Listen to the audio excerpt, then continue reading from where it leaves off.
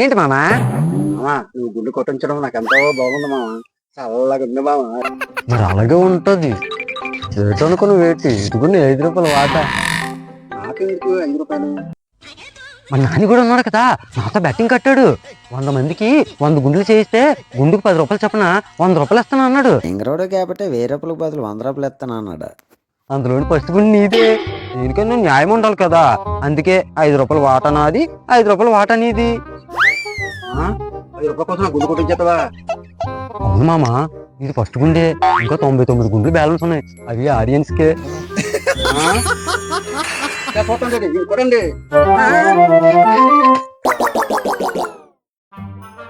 Sorry friends, please subscribe.